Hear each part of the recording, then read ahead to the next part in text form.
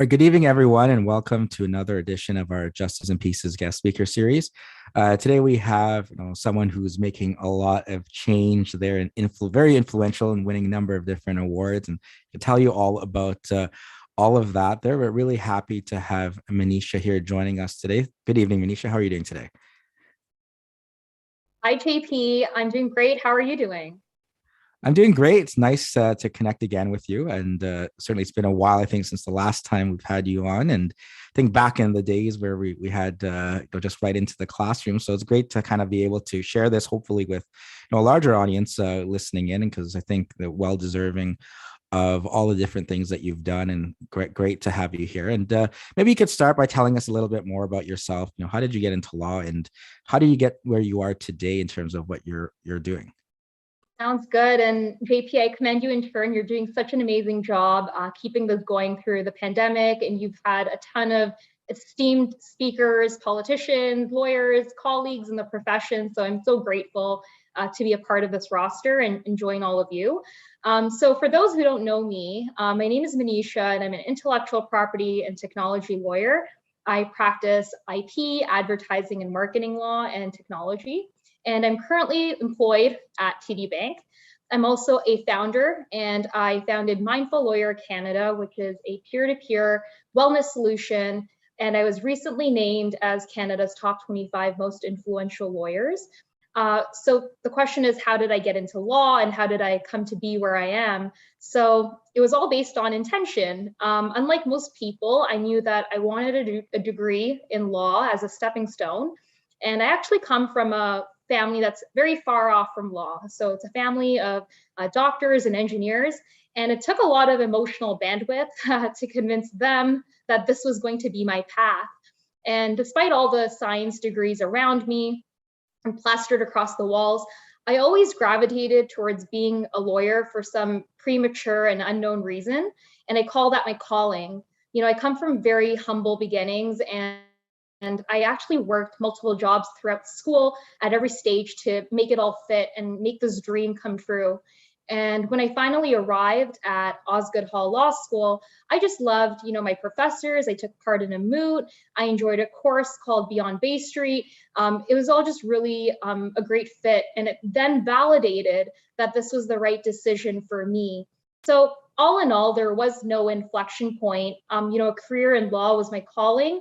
And I'm very proud to today have worked hard and be a first generation lawyer in my family.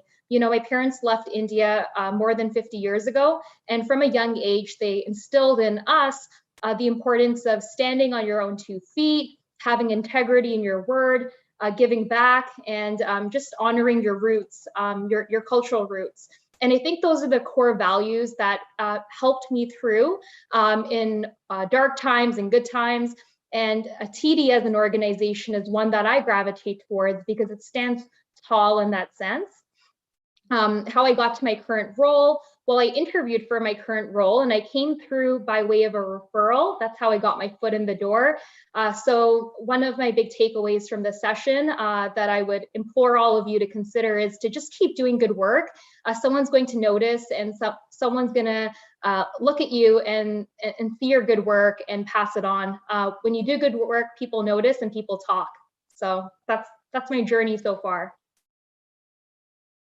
Okay, so let's kind of start there with respect to your practice, and maybe you can tell us a little bit more about what brand protection and enforcement entails.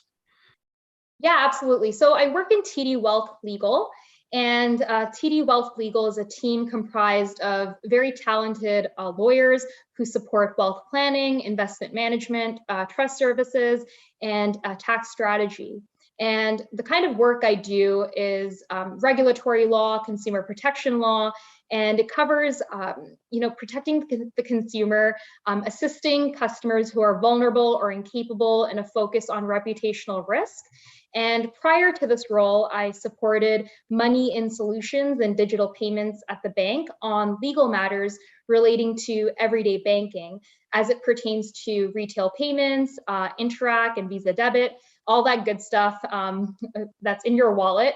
I call myself a wallet lawyer. And I started my legal career, actually, JP, at Baker and McKenzie and Norton Rose Fulbright, where I advised on legal and regulatory risk, international trade, competition law, IP law, marketing, and various other corporate commercial matters.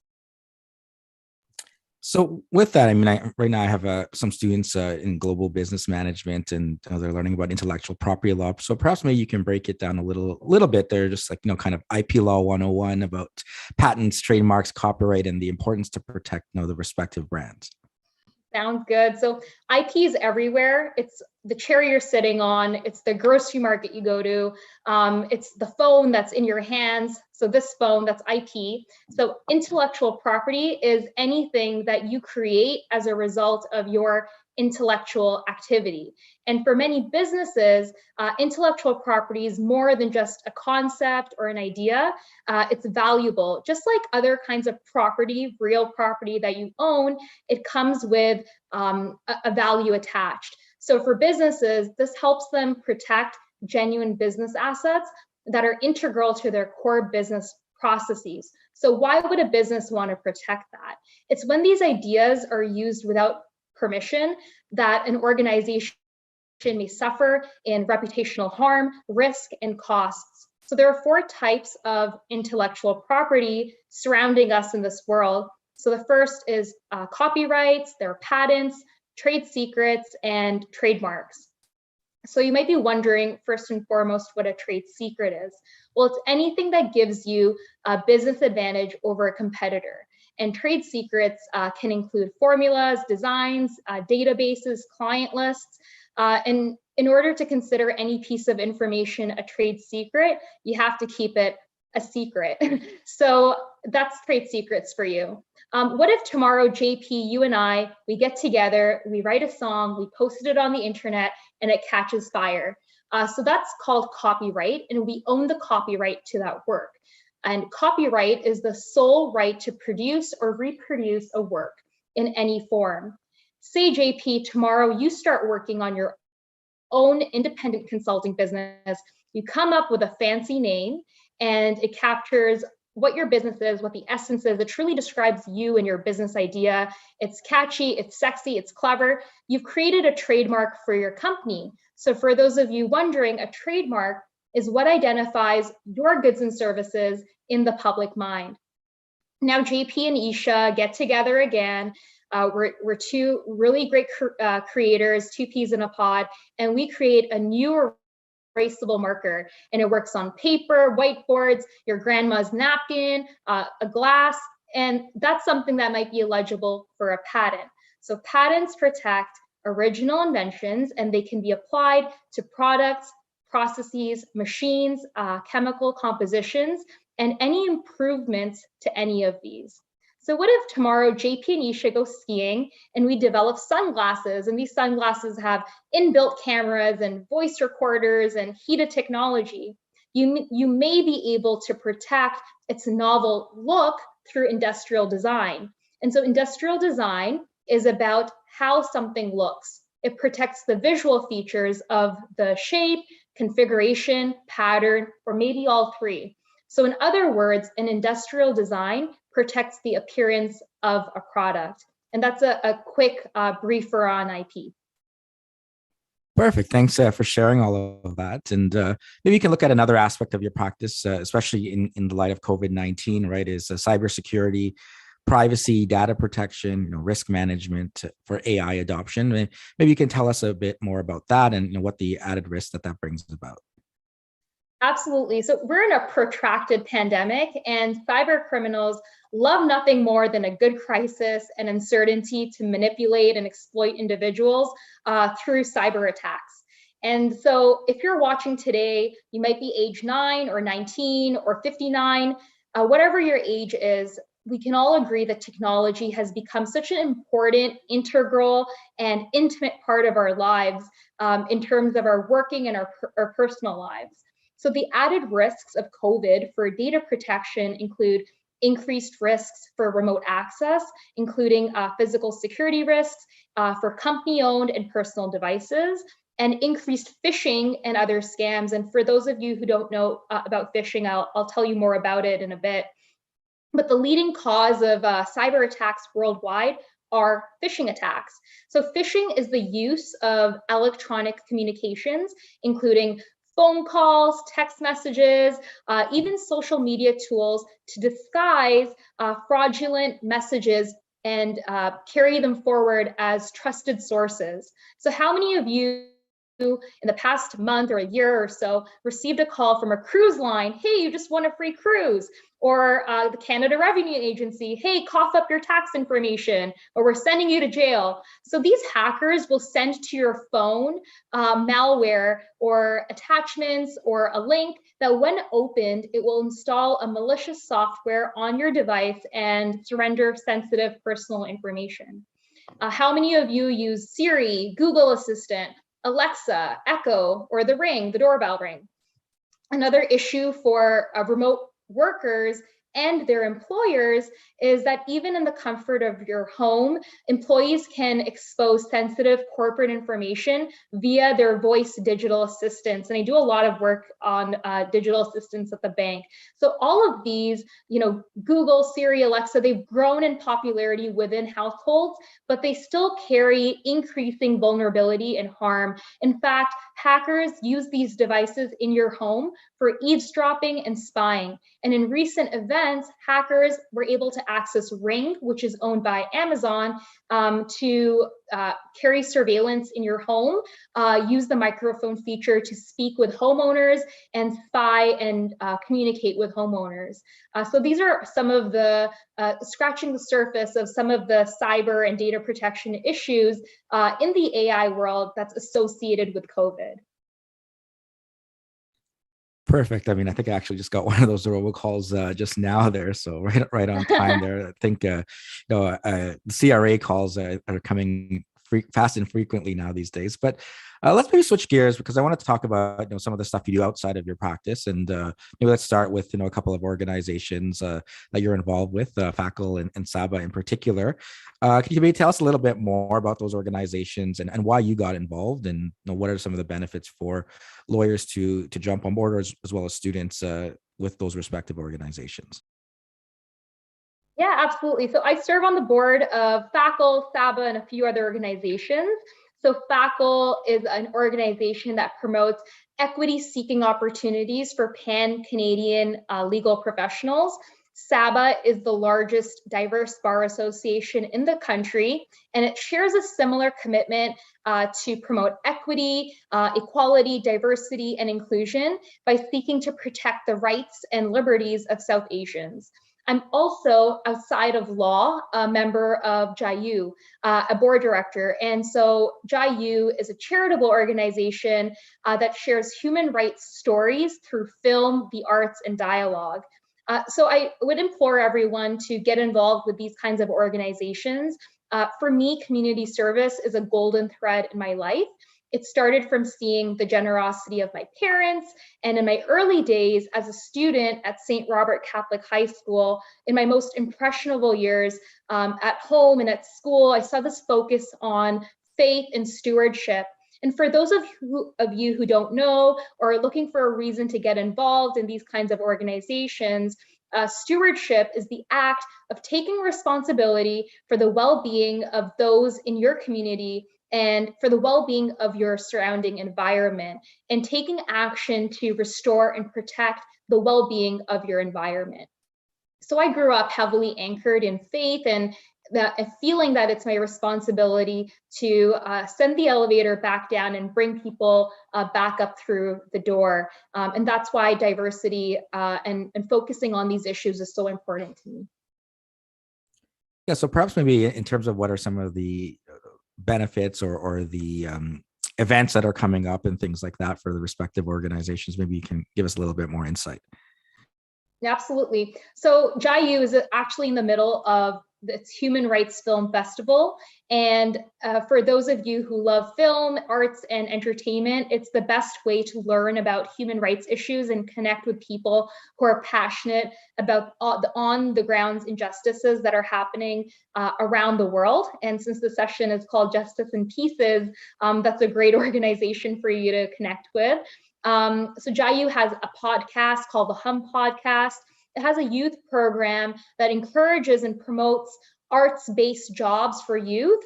For anyone who's in my South Asian brothers and sisters, how many of us grew up with our parents really tasking us to pursue a career in the sciences or in engineering or whatever it may be? But Jayu really breaks these barriers and the layers and layers of kind of this toxic messaging that we're marinated in of what success and achievement looks like, and tells you to be passionate about what you're looking for. So there's Jayu. Saba has some events coming up in the new year. I know they have a conference coming up this week. We have a social in the new year, so it's a great way to get involved. I know that FACL and SABA also have very robust mentorship programs. So what you can do is head over to their website and you can email these organizations and ask them, hey, what's a way I can get involved as a volunteer? What's a way that I can join your mentorship program and connect with someone who's like-minded or shares my career path? And these organizations are more than open. They have their virtual doors open to helping and connecting you. Now, mentorship there is it's a great point there, and certainly diversity, or the lack thereof, in a big area of concern right now for the practice of law. I mean, with mentorship as well as, now, what are some other opportunities that we can provide those kind of getting into the profession so that they are in a position to better achieve success, especially within the faculties there of the different organizations you talked about? Absolutely. I've served as the chair of mentorship for FACL and have been involved with FACL for many years, so I can speak to that experience.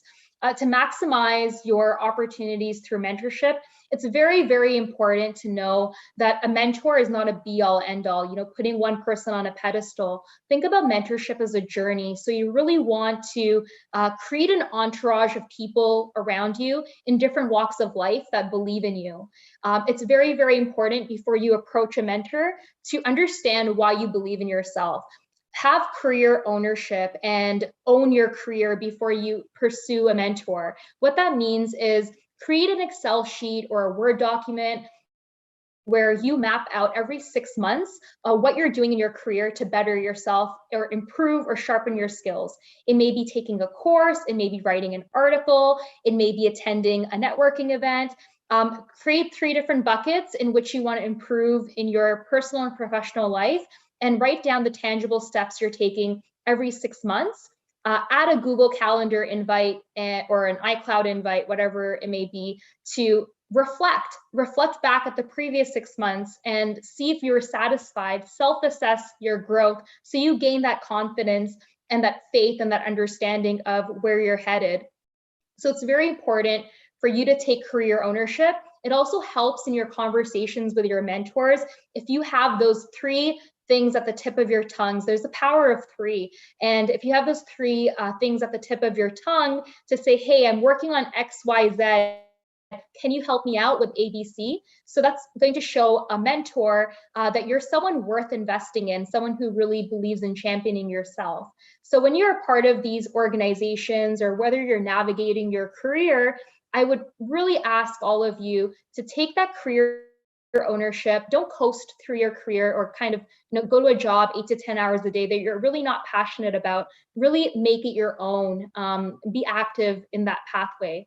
So those would be some of my words around mentorship. Don't rely on solely one mentor in your organization or in your industry. Find diverse mentors. You never know who can be an ally. Mentoring and sponsoring are 2 different things. So a mentor is someone who can really help guide you along and give you advice. So coming to organizations like FACL or SABA is great for grabbing your mentor and being introduced to their networks.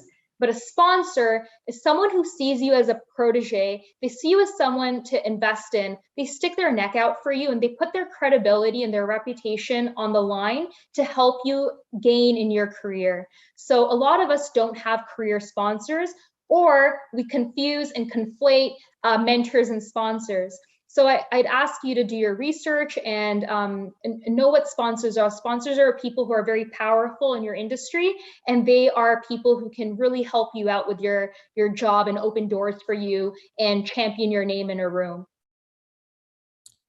And in terms of mentorship, I mean, especially over the last couple of years now that it's switched to more things done virtually and remotely, is it, it's simple for students there to go and approach people, and whether it's on things like LinkedIn or other social media, or send out an email and start connecting in that way, or is there something more nuanced to it?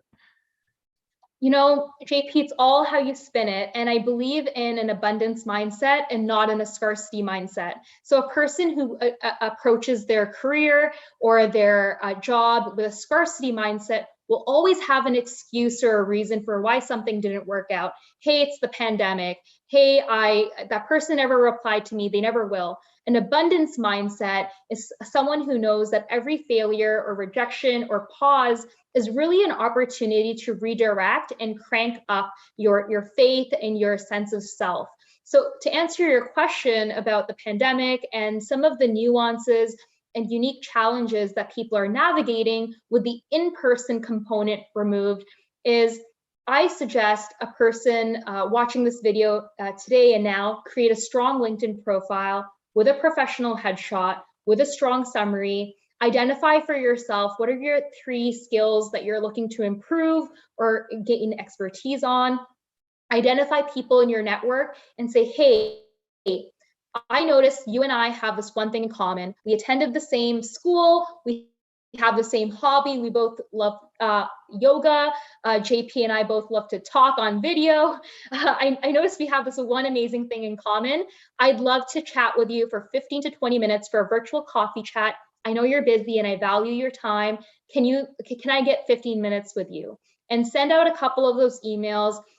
Create an Excel tracker. And that's what I mean by really owning your career. I think the pandemic is a permissive period. And in fact, it increases your chances of having people look at you and get noticed, because there's no in-person component. You don't have to commute or buy someone a coffee or buy someone lunch to get a bit of their time. You can do it all from the comfort and convenience of your home. Another thing is everyone is at home. So it shouldn't be too difficult to get 15 or 20 minutes in someone's calendar. Always create a great impression. We live in a day and an age where your first impression is your digital impression. When someone sees your email, they look you up. So it's very important to first brush up on your digital identity, and to be very eloquent and have a lot of courtesy and generosity when you're interacting with people through email, and thank them after. And it's a whole other world to build a positive momentum or build positive relationships and maintain them through the pandemic. You can achieve that through networking and gaining mentorship by liking a person's posts. So say I just connect with JP and I'd love his advice, and I connect with him on LinkedIn and he accepts. I can like one of his posts. If I see one of his accomplishments come up, I can remind myself to congratulate him, pick up the phone and call him, and really stand out, because a scarcity is really a luxury. Anyone in retail knows this. And the scarcity of today's day and age and in the millennial age is people don't pick up the phone. We text or we email because it's the easy way out and we're ducked behind our screens. But if you pick the phone up and you call someone, you'll really stand out. So those are my few remarks about standing out and developing relationships in the pandemic and in this digital age. Now, Maneesha, one of the things I've been talking about quite a lot over the weeks and months, and I guess years now in doing this, is about the importance of taking care of your mental health. And one of the big things here, and one of the main reasons here, among others, is what you're doing with Mindful Lawyer Canada. And maybe you can tell us what led you to launch this, and how has it been going so far? Absolutely, JP. So I started Mindful Lawyer Canada to motivate people to lead inspired lives. And it all started in 2018 as my brainchild. I felt drained, I felt powerless, I felt defeated and lost. And early on in my career, I also saw that there were a lot of things that were broken about the way lawyers discussed mental health. And I remember specifically how hard it was for me to attend personal appointments, and I had limited time. I had a fluctuating work schedule. For anyone who's worked in corporate M&A, you know that you're working around the clock And I just remember spending hours and hours looking for a group of peers with whom I could discuss issues, whether they were work balance issues, life issues. And I wanted to create that easy to access group for lawyers seeking wellness, personal development, and these peer-to-peer solutions. Initially, it started off as a group for lawyers, and I wanted the organization to really reflect my beliefs and be all-inclusive. So it's now for everyone who's working in legal organizations or in an organization.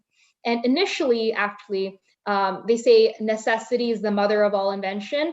I initially created Mindful Lawyer Canada to be a physical meditation space where people could come in and meditate collectively. But it's still, it's expanded in the pandemic as a suite of virtual wellness workshops. So we have about 14 workshops of mindfulness sessions, empowerment sessions, and just really events, lunch and learns, appreciation events, motivational talks that are catered to any professional.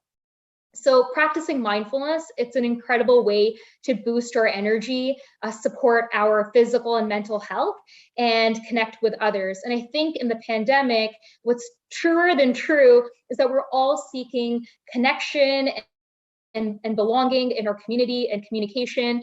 We all want that validation and that stimulation. So this is a great solution for law firms. Proactive and scalable mindfulness workshops help to retain clients. It reduces money, reduces turnover, it improves the health and productivity of employees, and it reduces lawyer burnout, which we all know is very real. And, with Mindful Lawyer, I really started it on a whim. I didn't know how it would do, but I remember with my first post about it, someone contacted me to run a mindfulness event for hundreds of legal professionals. And then the second big tech event was booked. And then there were events being booked in the States and, out West. And I found that so inspiring and encouraging to see that we need connection and community in our lives now more than ever. So what would go into some of those workshops there? I mean, what are some things that maybe you can share in terms of maybe students who are not, who are new to understanding about mindfulness and what it helps accomplish? Yeah, absolutely. So we have 14 workshops, and in all of our workshops, a golden thread is breathing practices. So in these workshops, we don't splash up a PowerPoint and start talking about these concepts. We actually do interactive breathing techniques. And we also do a series of guided meditations. So there are different breathing techniques that can create instant calm. And we show you yoga poses, we show you breathing techniques, and the guided meditations take you through different visuals. So for example, the Grand Canyon, a forest meditation, a walk through Bay Street, and you're really focused during these 45 minutes to think about the scent, the look, the feel, the imagery of where you are through this guided meditation. So that's a quick briefer on what the workshops look like. They're very interactive. In every workshop, we also include a healing circle. It's a sacred space where we discuss things we appreciate, things we're deeply connected to. We get to know our peers. So it's an immensely beautiful, pure bonding activity as well, because we're asking questions that not a lot of people ruminate on or have a chance in their day to check in with themselves, which can lead to a lot of agitation, impatience, irritation, especially in this environment, JP, where we're just constantly stimulated by technology and people. If I'm not on this session, I might be on multiple tabs on my screen, I might be on my phone, I might be texting, I might be doing online shopping. But when do you really have a chance in your day to really break your day and detox from all of this constant stimulus? So that's really what our workshops teach. They're engaging, and they're meant for you to stay focused on yourself for the 45-minute duration. Now, Maneesha, you mentioned burnout, right? And that's something that, in particular in the legal field, especially young, lawyers and law students, articling students kind of face in terms of that pressure of, hey, will they hire me back, or will I grow to become a partner if I am not putting in the hours that I need to do, or if I'm not delivering on what the expectations are. Have you seen that conversations? Is it changing, or, I mean, do we still have a lot more work to go with respect to kind of finding that, no, even they say work-life balance, it should maybe be life-work balance, right? In terms of what our priorities are. And is that sort of, are you going to be judged differently if you want to focus more on the life aspect of that? Absolutely. Work-life balance and the issues of diversity and inclusion are major issues in our profession. And, if I can delve a little bit into the diversity issue, we live in a white male-driven legal profession with significant gender and racial challenges layered on top of mental health and layered on top of the work-life balance that we're seeking to obtain. And these issues permeate beyond any one specific culture. They're focused on persons of a disability, a woman, different gender identities, non-binary identities. And often these individuals experience additional mental trauma or repeated mental trauma because they constantly demonstrate their commitment, and thereby they're exhausted and demoralized as professionals. And so whether the conversation is changing really depends organization to organization. I think what we all know is a lot of major organizations pay lip service.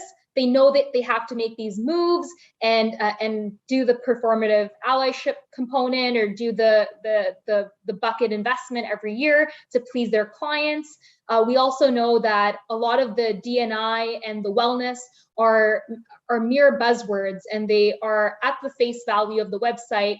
The proof is in the pudding, so you can really look at the website or work in the belly of the beast, and you'll know for yourself whether wellness and diversity have changed in those organizations. I think what it's really important to do, instead of focusing the conversation on how much have these organizations changed, because it won't be an overnight process. A lot of them are layered and covered in a lot of bureaucracy and a lot of processes to get the needle moving. As an individual interviewing, ask yourself, what are my core values? Ask hard questions about your core values, and don't be afraid to do that. I think it's the people that make up the organization that can really create that change. And until that change happens, I think that the pandemic in and of itself, it was a blessing and a curse. There was a lot of loss, but at the same time, the pandemic has really leveled the playing field. And it's taken away the luster and the beauty of working in some of the fanciest organizations or in corporate Canada. A lot of people are seeking and demanding, work from home, wellness, D&I programs as something that they're looking for. And we're more vocal and now than ever when we're engaging in dialogue and discussing these issues. The organizations that listen will come to the forefront of change, and the organizations that don't listen will just fall farther and farther back as places that people want to be employed at. So there's been this change in the delta. Before, a lot of the power was lying with organizations, and now I think a lot of the power is starting to rebalance itself to people, and what do people want? So there are some great examples out there. Some organizations are doing a great job. But it's going to take time. And JP, the rigors and the challenges of the legal profession. It's quite archaic, and it's quite behind a lot of different industries like the retail or the tech industry when it comes to change. So I would really tell every person who's watching today to be educated and be informed on these situations and these issues that live in these organizations. Ask the hard questions, and take ownership of your career. No, that's great for all that you're sharing here. And do you have any resources that you can share with students in terms of if they want further information about how to deal with some of these things, as well as, I mean, and we're talking about mental health. I mean, do you have any sort of personal tips that you've done for yourself to kind of navigate this minefield there, so to speak, in terms of the legal profession, and anything that you can share with the students? Absolutely. Well, my organization has a website. So I'm at www.maneeshagupta.com. Very easy to remember. And Mindful Lawyer Canada has a sub website where you can find resources. So I'm happy to share that with you, JP, and you can socialize that to the students or alongside this video. But those are resources that are tried and tested. So if you want to try out some of the favorite or popular meditations or mindfulness sessions on there, I think they're between 2 to 15 minutes of your day. You can feel free to look at that. I know that the Law Society of Ontario has a huge focus on mental health for legal professionals and aspiring licensing candidates. So I suggest you look at the Law Society website to get plugged into some of those resources. And I think all in all, my biggest tip for you is take your calendar seriously. In my calendar, I always carve out 1 hour for myself. It might be for a mental health break walk. It might be to disengage and completely not look at my monitor. It might be to sit down and breathe. I think what a lot of us do is say that we're seeking peace and joy and mindfulness and just some relaxation. And we seek it in externalities, in the things around us and beyond us. But a lot of that peace is created from within us and with our thoughts. So my best tip for you is do what I do. I set aside time in my calendar.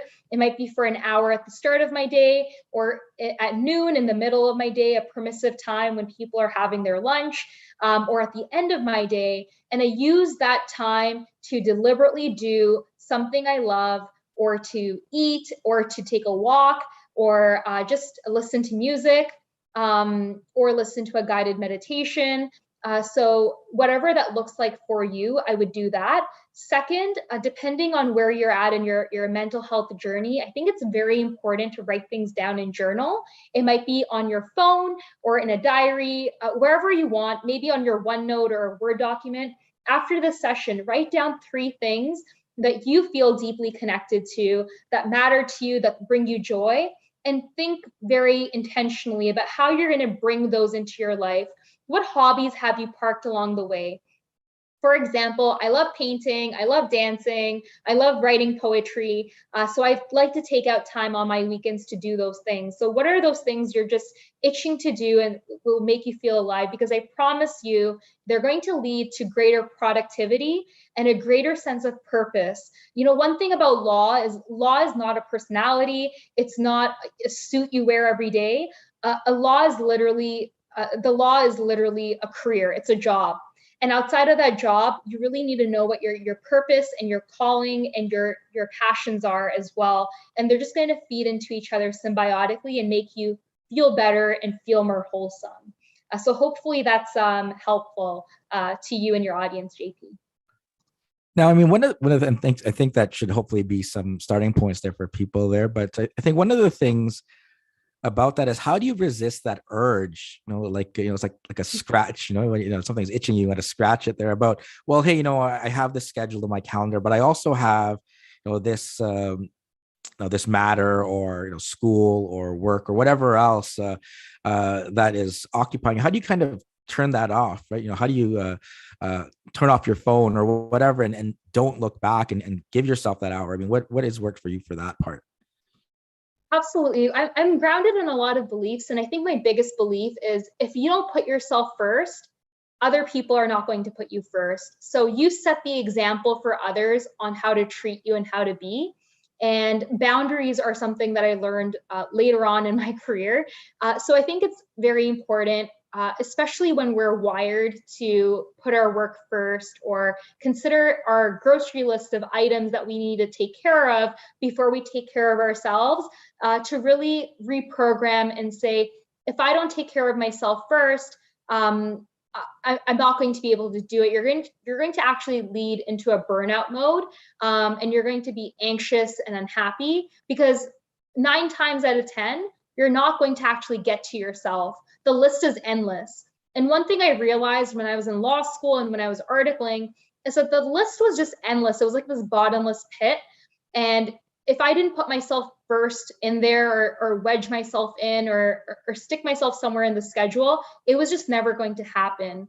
So there's going to come a time for each person watching where you're going to have to get real with yourself, and you'll either be happy or unhappy. And if you're unhappy, you're going to be able to shift to being happy by your choices and your decisions. And what I found for myself in my journey is I took a lot of my time in my first few years of law to really reject and suppress all the parts of me that were beautiful and unique and creative, just to really fit in and work around the clock and really be that a prototypical Bay Street lawyer.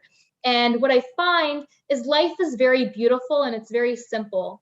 And it's simple in the sense that we always recoil back to our core self, our core desires and our core passions.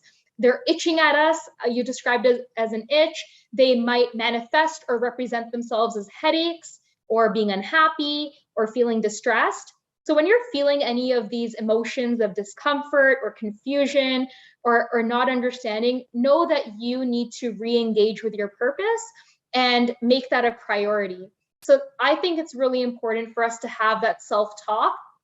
And if a lot of you are in the situation that I was in, where you're looking for a job or you're focused on your organization and you've really placed it up here, then you should also know that your organization is going to place you down here. And it's important for you to take care of your mental and physical and emotional health first.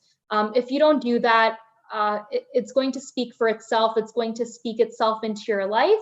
And sooner or later, you're going to have a reason to work on those aspects of your health.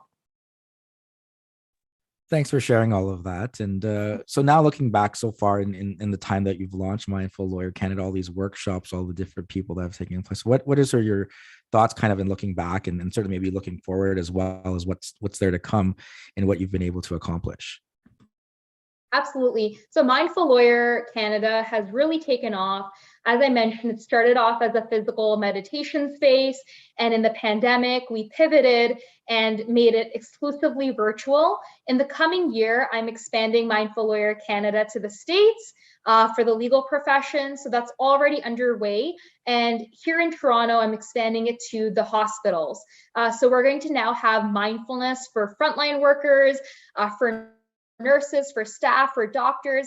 So Mindful Lawyer has a long way to go, and it has a beautiful journey ahead of itself. So for those of you following MLC, you're going to see an expansion of workshops, an expansion of staff, more motivational speeches coming up in the new year.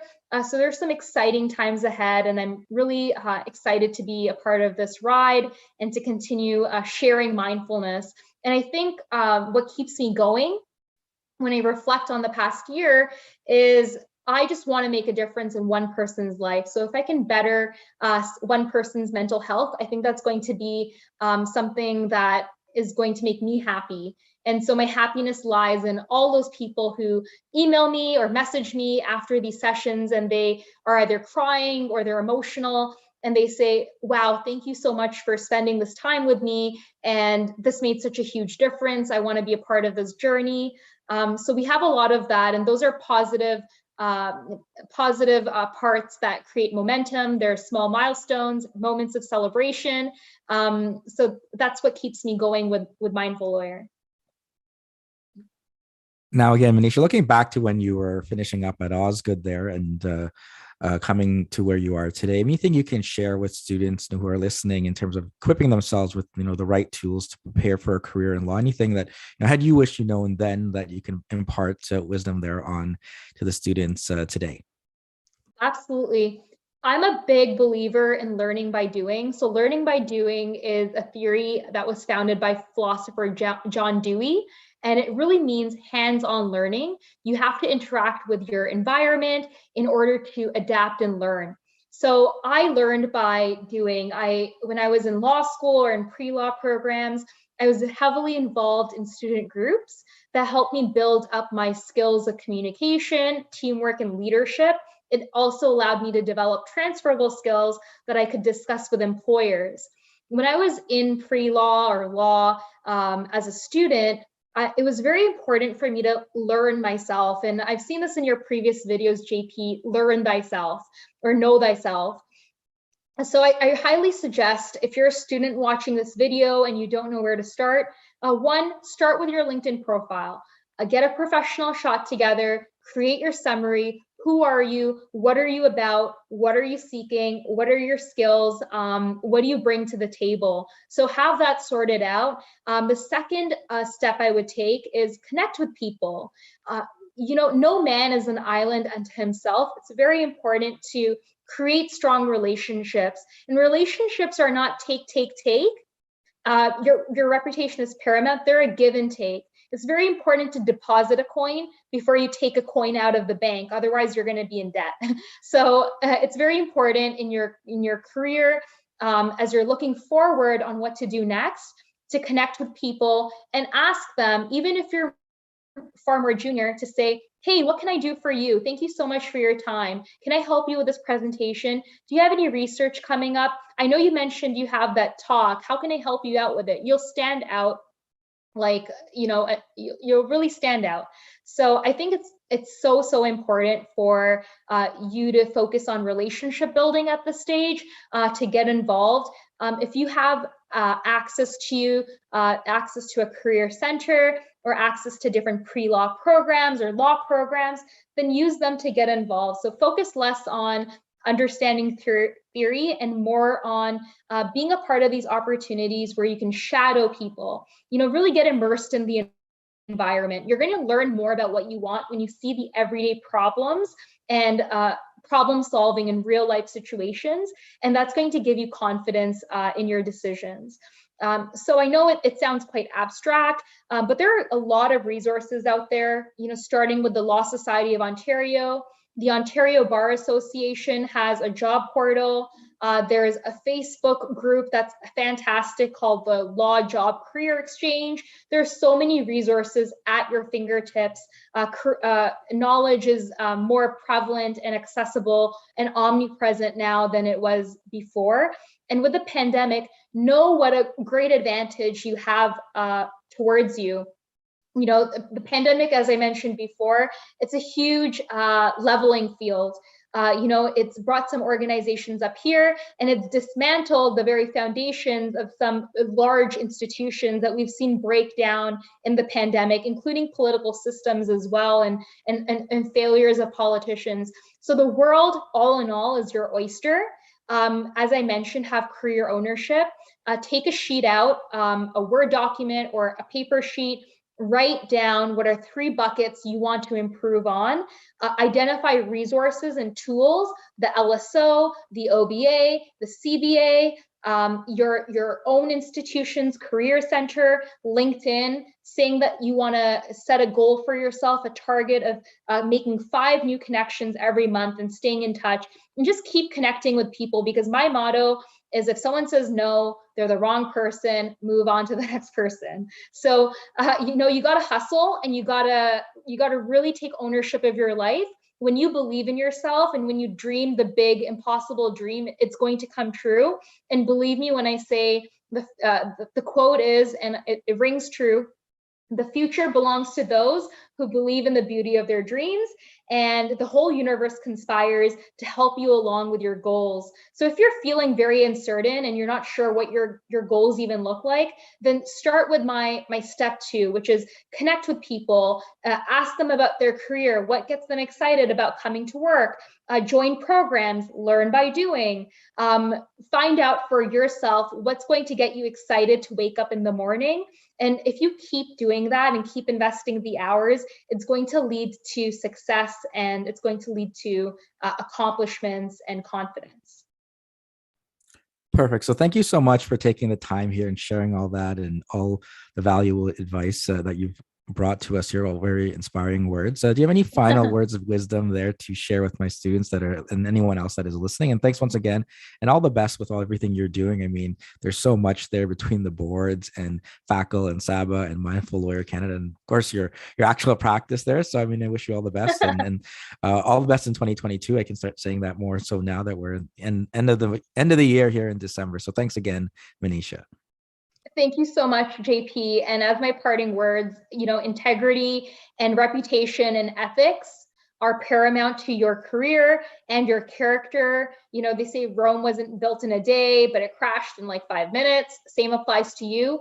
Don't stay in jobs you are not happy in. Don't live in an unauthentic life, and start your career with these values in mind. So thank you everyone for listening. It was so exciting to be here, and JP can keep continuing doing what you do because it's great, and it was so great to be a part of the session. Thank you. Thanks again, and thanks for everyone for listening, and take care, everyone.